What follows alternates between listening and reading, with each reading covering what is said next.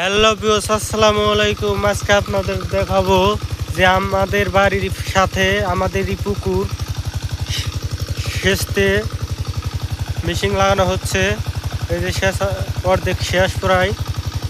এ দেখুন, আমরা প্রত্যেকটা বছর এইভাবে মেশিন লাগিয়ে পুকুর সেচি।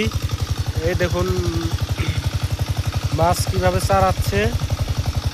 এখনো বেশি বড় পাগার না, আর খুব একটা মাছ যে আছে তাও নাই। মেশিন মানে আমরা এটা সেচি কিসের কারণে, মানে আমাদের একটা শখ মাছ ধরার, এর জন্য এই পুকুরটা সেচা হয়। দেখুন মাছ টাপ পারতেছে,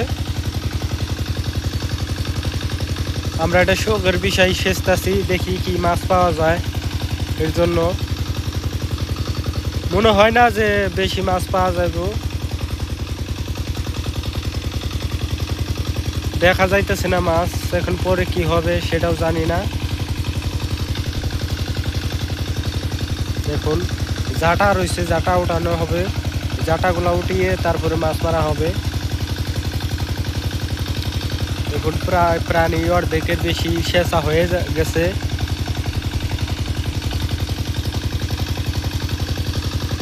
দেখতেই পারতেছেন।